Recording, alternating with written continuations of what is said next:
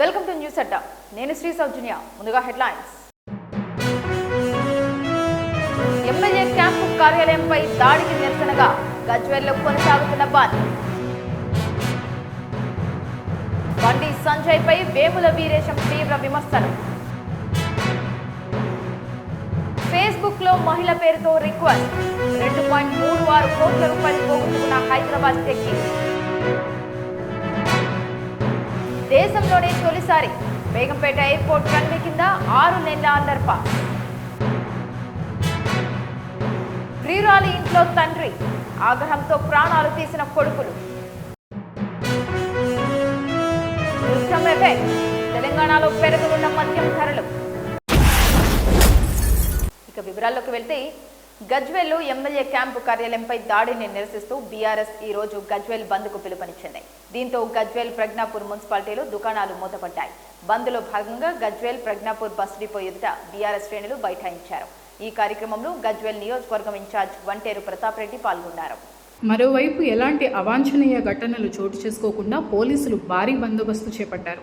Bus depot ఎదుట బైఠాయించిన BRS నాయకులను పోలీసులు అదుపులోకి తీసుకున్నారు. గజ్వేల్లోని కేసీఆర్ క్యాంపు కార్యాలయం వద్ద పోలీసులు భారీగా మోహరించారు.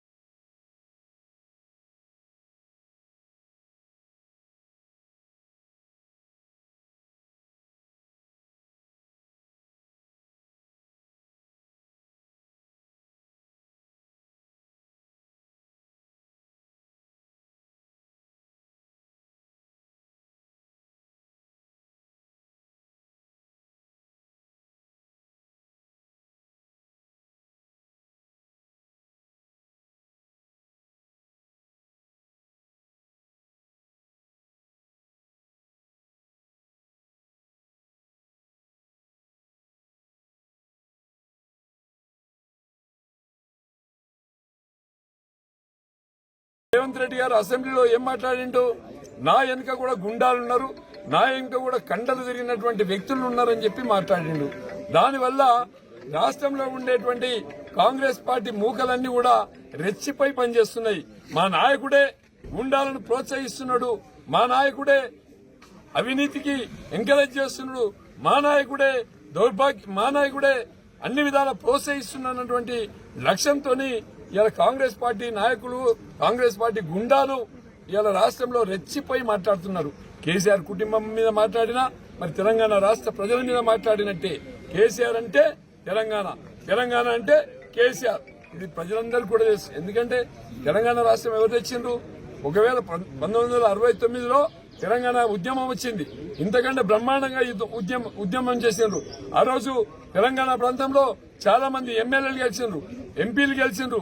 ఆనాడు అమ్ముడుపోయినటువంటి కాంగ్రెస్ నాయకులు అమ్ముడుపోయి మళ్ళీ ఆ రోజు ఇదే కాంగ్రెస్ పార్టీ ఇందిరాగాంధీకి అమ్ముకున్నటువంటి రోజు. మరి ఆ తర్వాత వచ్చినటువంటి మలిదశ ఉద్యమంలో కేసీఆర్ గారు 2001లో బీఆర్ఎస్ పార్టీ స్థాపించి తెలంగాణ రాష్ట్రం వచ్చుడో నేను దచ్చుడో అని చెప్పి కష్టపడి దానాన్ని సైతం పక్కన పెట్టి తెలంగాణ రాష్ట్రాన్ని సాధించిండు. వచ్చిన తెలంగాణలో ఎన్ని ఉద్యోగ అవకాశాలు కల్పించిండు, ఎన్ని రెసిడెన్షియల్ పాఠశాలలు తెచ్చిండు, ఎన్ని కలెక్టరేట్లు కట్టిండు. జిల్లాలు చేసినాం, నియోజకవర్గాలు చేసినాం, మండలాలు చేసినాం, కలెక్టరేట్లు నిర్మాణం చేసుకున్నాం, కమిషనరేట్లు నిర్మాణం చేసినాం, క్యాంప్ ఆఫీసులు నిర్మాణం చేసినాం, అదేవిధంగా రిజర్వాయర్లు కట్టుకున్నాం, కెనాళ్లు తవ్వుకున్నాం, హాస్పిటళ్లు నిర్మాణం చేసినాం, ఫార్మా ఇండస్ట్రీని డెవలప్ తీసుకొచ్చినాం. అదేవిధంగా ఐటీని కూడా బాగా పెద్ద ఎత్తున 10 లక్షల మంది ఎంప్లాయ్మెంట్ వచ్చే విధంగా క్రియేట్ చేసుకున్నాం. హైదరాబాద్ ను ఇంటర్నేషనల్ స్థాయిలో అభివృద్ధి చేసుకున్నాం. ఇలా 1 కాదు 2 కాదు, రాష్ట్రంలో ఎక్కడ చూసినా కూడా కేసీఆర్ గారు చేసిన. కేంద్ర మంత్రి బండి సంజయ్ పై తెలంగాణ ప్రభుత్వ విప్ వేముల వీరేశం తీవ్ర స్థాయిలో విమర్శలు గుప్పించారు. నియోజకవర్గాల పునర్విభజన, దక్షిణాది రాష్ట్రాల ప్రయోజనాల విషయంలో ముఖ్యమంత్రి రేవంత్ రెడ్డి చేస్తున్న పోరాటాన్ని సమర్థిస్తూ బీజేపీ వైఖరిని ఆయన తప్పుబట్టారు. నియోజకవర్గాల పునర్విభజన వల్ల దక్షిణాది రాష్ట్రాలకు నష్టం జరుగుతుందని ప్రజల తరపున సీఎం మాట్లాడుతుంటే కేంద్ర మంత్రిగా ఉన్న బండి సంజయ్ ఆ నష్టాన్ని అడ్డుకుంటామని చెప్పాల్సింది పోయి సీఎంపై అసత్య ప్రచారాలు చేస్తున్నారని మండిపడ్డారు.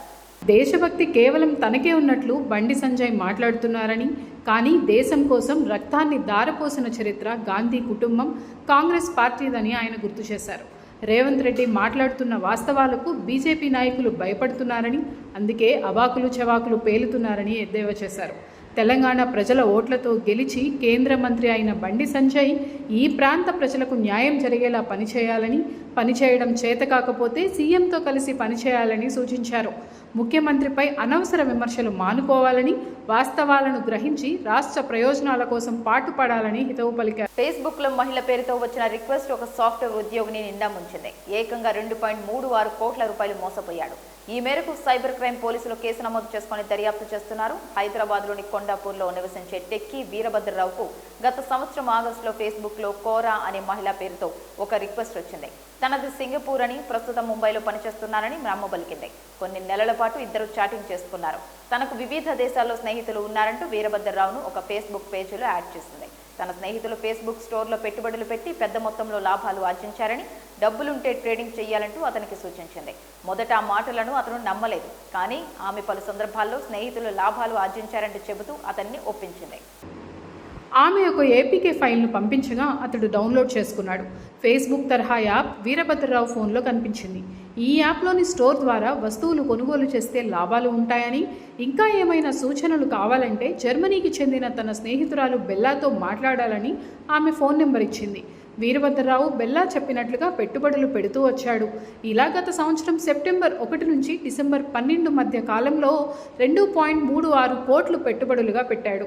అయితే ఈ యాప్లో అతడికి ఎప్పటికప్పుడు లాభాలు చూపిస్తున్నప్పటికీ డబ్బులు ఉపసంహరించుకునే వెసులుబాటును ఇవ్వలేదు. తనకు లాభం లేదా పెట్టుబడిని ఉపసంహరించుకునే అవకాశం లేకపోవడంతో మోసపోయానని గ్రహించిన వీరభద్రరావు సైబరాబాద్ సైబర్ క్రైమ్ పోలీసులను ఫిర్యాదు చేశాడు.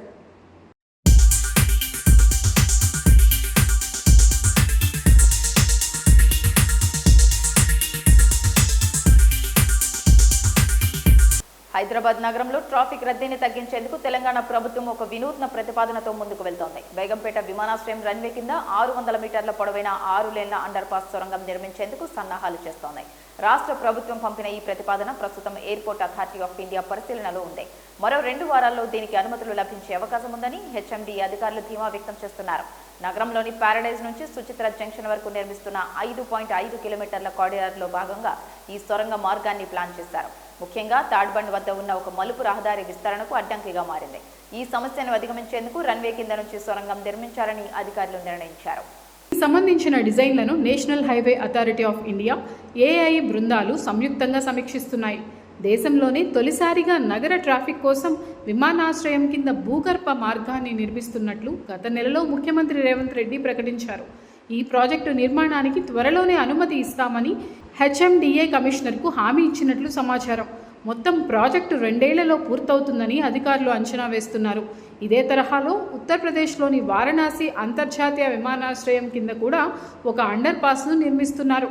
అయితే తెలంగాణ తర్వాతే యూపీ ప్రభుత్వం దరఖాస్తు చేసుకున్నప్పటికీ బీజేపీ పాలిత రాష్ట్రానికే ముందుగా అనుమతులు లభించాయని హెచ్ఎండిఏ వర్గాలు పేర్కొంటున్నాయి. భూపాలపల్లి జిల్లాలో దారుణ ఘటన చోటు చేసుకుంది.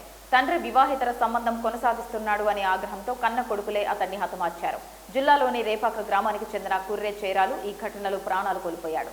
ఆదివారం ఉదయం ఈ సంఘటన వెలుగులోకి వచ్చింది. చేరాలకు భార్య కమలకుమారులు రామ్ లక్ష్మణ్ 2 కుమార్తెలు ఉన్నారు. సుమారు 25 ఏళ్ల క్రితం చేరాలు తన గ్రామానికి చెందిన ఓ మహిళతో వివాహితర సంబంధం పెట్టుకున్నాడు. ఈ విషయంపై కుటుంబంలో గొడవలు జరగడంతో 10 ఏళ్ల క్రితం ఆయన తన కుటుంబంతో కలిసి హైదరాబాద్కు వలస వెళ్లాడు. ఇటీవల చేపల చెరువు లీజు వ్యవహారంపై 10 రోజుల క్రితం తిరిగి గ్రామానికి వచ్చి మళ్లీ పాత ప్రియురాలి ఇంట్లోనే ఉండటం మొదలుపెట్టాడు. 3 రోజులుగా తండ్రి ఫోన్లకు స్పందించకపోవడంతో అనుమానం వచ్చిన కుమారులు రామ్ లక్ష్మణ్ శనివారం రాత్రి హైదరాబాద్ నుంచి రేపాకకు చేరుకున్నారు.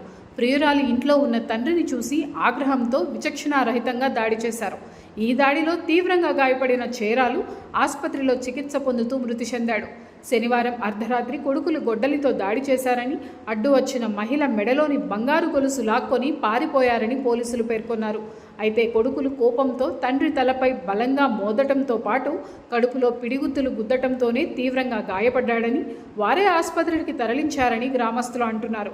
ఈ ఘటనపై మృతుడి సోదరుడు కుర్రే కుమార్ ఇచ్చిన ఫిర్యాదు మేరకు పోలీసులు కేసు నమోదు చేసి దర్యాప్తు చేస్తున్నారు.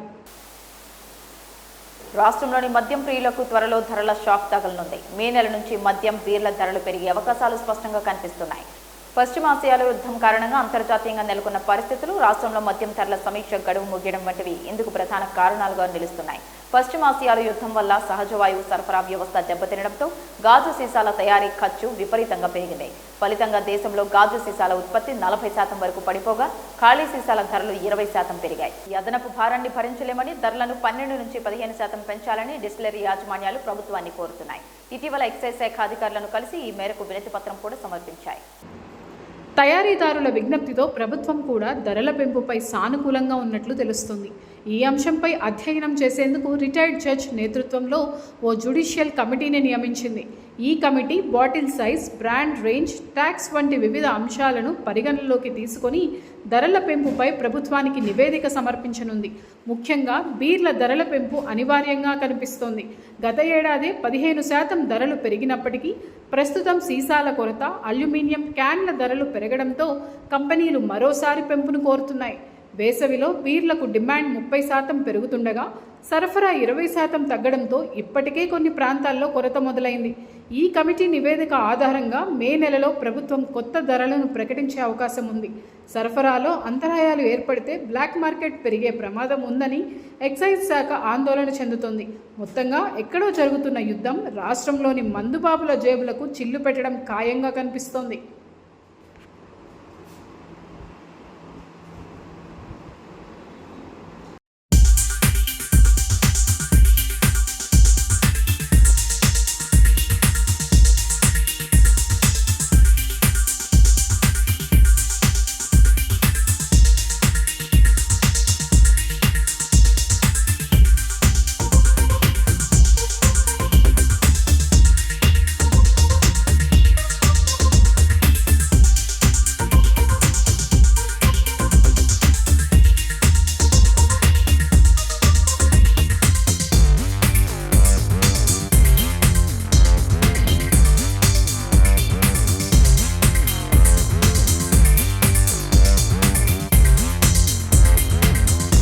ఇవి ఇప్పటివరకు ఉన్న బులెటిన్ అప్డేట్స్. మరొక బులెటిన్తో మళ్ళీ కలుసుకుందాం. అంతవరకు సెలవు, నమస్కారం.